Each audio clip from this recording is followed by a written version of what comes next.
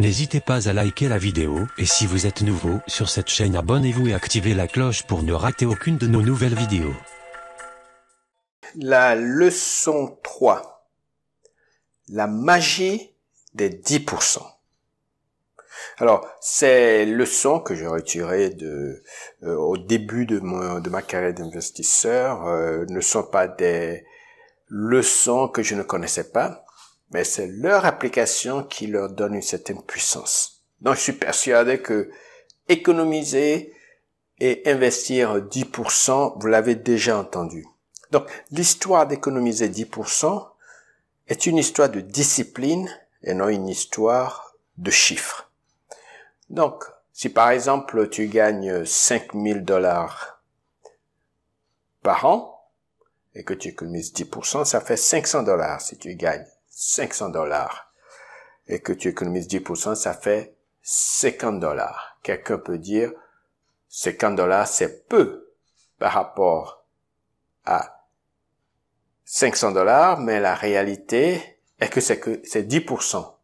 Donc, c'est pas que 500 $ est plus difficile à économiser que 50 $, c'est une question de discipline où tu enlèves 10% de ce que tu gagnes et tu le mets de côté sans jamais les toucher, sans jamais les dépenser, sans jamais l'utiliser pour acheter des choses qui disparaissent. La seule chose que tu peux faire avec ces 10%, c'est de les investir. Donc, c'est ça la discipline. La deuxième discipline, pour ceux qui ne peuvent pas économiser 10%, c'est de regarder tout ce qu'ils ont comme dépenses et d'enlever les dépenses superflues. Il y a quelque temps, j'ai coaché un jeune homme qui était dans sa trentaine et qui n'arrivait pas, et qui était très endetté et qui n'arrivait pas à économiser 10%. Et quand je lui ai demandé pourquoi il pouvait pas économiser 10% alors qu'il gagnait assez bien, il a dit que ses parents dépendaient de lui, ses frères et sœurs dépendaient de lui, et il doit faire face à quelques dettes. Donc il a cité un certain nombre de choses qui étaient vraies. Mais la réalité, quand je commence à regarder toutes ces dépenses et qu'on a tout noté, puisqu'il les avait jamais fait, j'ai vu que le samedi, tous les samedis, il allait avec ses copains et puis il buvait une bière. Quand on a tout additionné, quelquefois il va en boîte de nuit. Quand on a enlevé tout cela, on a vu que ça dépassait les 10% qu'il pouvait économiser. Donc il a commencé à économiser, a commencé à payer ses dettes. Et à partir d'un certain moment, il commençait à investir. Donc, c'est une question de discipline. D'ailleurs, dans la Bible, on voit que Dieu avait dit aux Juifs de lui donner la dîme, c'est-à-dire 10% de tout ce qu'ils avaient. Et même les Mormons appliquent cela d'une façon un peu religieuse.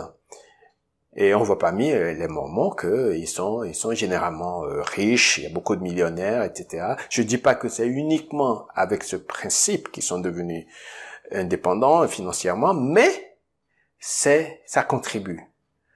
Voilà, il y a d'autres choses qui contribuent aussi, mais ça c'est un départ. Donc, c'est une question de discipline, c'est une question de vie que l'on veut avoir si on s'impose les 10%. Alors, je pose une question. Si par exemple, ton patron vient te voir et te dit que nous avons des difficultés dans la boîte qu'il utilise et que on te donne deux choix. Ou bien, on diminue ton salaire de 10%, ou bien on te licencie.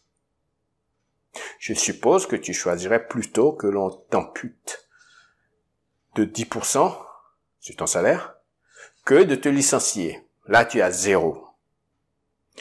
Et si on t'enlève 10%, et je suis sûr que tu te débrouilleras pour finir la semaine ou le mois. Eh bien, c'est ce concept aussi qu'il faut avoir. Donc, ces 10% sont mis dans un compte à part. Bon, je sais qu'en Afrique, il y a des problèmes que nous avons sur les comptes on donne beaucoup, où les banques nous prennent beaucoup de charges. Donc, est-ce qu'il faut ouvrir un compte spécial pour ça? Non. On peut toujours ouvrir un compte d'épargne où les charges sont un peu moindres, ou bien on peut mettre ça de côté d'une certaine façon pour ne jamais toucher, sauf pour investir. Alors, je te montre maintenant une statistique qui démontre que la plupart des gens ne suivent pas du tout cette règle. L'étude a été faite avec un panel de 200 personnes qui avaient 25 ans. On les a suivis au bout de 40 ans, c'est-à-dire qu'ils avaient 65 ans à l'époque, quand ils ont pris la retraite, et on a constaté ceci.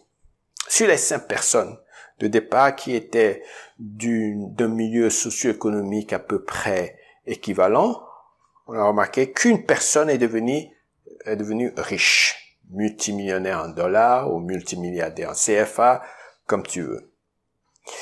4 sont devenues financièrement indépendantes. Ça veut dire simplement qu'ils ne dépendent pas de la sécurité sociale pour vivre, mais ils se suffisent à eux-mêmes. 36 sont décédés. 5 continuent à travailler. Et 54, ça veut dire plus de 50%, sont pauvres, sont partis dans leur village de naissance, ou là où se trouvent les enfants, car ils dépendent maintenant de leur famille. 54%. Et ce qu'ils ont remarqué, c'est que ces 54% au départ n'avaient pas la discipline d'avoir investi ces 10% dont on parle. Donc, on voit là que les 10%, c'est une sorte de discipline qu'il faut avoir, mais c'est aussi la semence, c'est aussi la graine qui va germer, car ces 10%, on va pouvoir les investir petit à petit en utilisant l'effet de levier dont j'ai parlé dans la leçon 1. Cet effet de levier va permettre de lever plus d'argent avec ces 10% d'économie, comme dans l'exemple que je vais maintenant te donner. Tu as certainement entendu parler de quelqu'un qui s'appelle John D. Rockefeller. John Rockefeller est un multimilliardaire en dollars qui est connu comme le père des milliardaires, peut-être avec Andrew Carnegie, et qui a eu une trajectoire intéressante. Alors qu'il travaillait à Cleveland, au nord-est des États-Unis, il ne gagnait que $500 par an. Et sur ces $500 par an, il économisait au minimum 10%. Il ne buvait pas, il n'allait pas dépenser son argent à autre chose, il était un baptiste très religieux, d'ailleurs on le surnommait le deacon, et il avait économisé à peu près $1000. Et quand il a demandé une augmentation de $800 par an, par rapport à ces $500, ses patrons lui ont dit non. Ils lui ont proposé $700. Il n'en a pas voulu.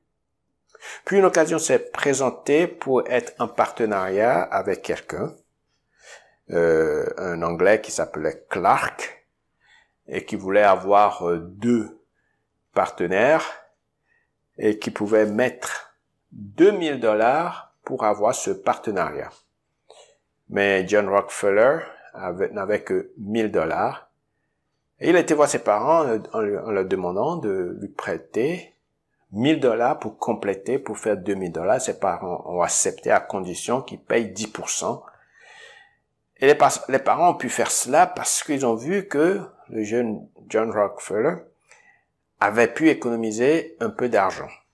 Donc, il a pu rassembler ses $2000, il est rentré dans ce partenariat et ça a été le début de son, de son expérience de businessman, d'entrepreneur. Voilà. Si c'était toi, aujourd'hui, quelqu'un se présente à toi et te demande d'investir 1 an et demi de ton salaire actuel pour être partenaire dans quelque chose qui pourrait éventuellement te rapporter gros. Est-ce que tu es prêt à le faire? Est-ce que tu as l'argent de côté? Est-ce que tu as ces 10%? C'est pour ça que les 10%, ce n'est pas simplement un chiffre, mais c'est un comportement. C'est une habitude, c'est une discipline. Et sans cette discipline, eh bien, la formule que l'on utilise, et que l'on va utiliser tout au long de ces leçons, ne pourra pas être appliquée. Parce que si tu dépenses d'une manière frivoleuse, à un moment donné, eh bien, c'est comme si tu cueillais ta récolte avant qu'elle ne soit mûre. Donc voilà, je finis donc sur cette histoire de John D. Rockefeller pour t'encourager et dire que cette discipline de mettre 10% de ton salaire de côté est très très important. Et si jamais tu es augmenté, eh bien, il faut mettre toute l'augmentation sur ce compte qui pourra être investi après. Voilà pour aujourd'hui. C'est Jacques. Ciao. À bientôt.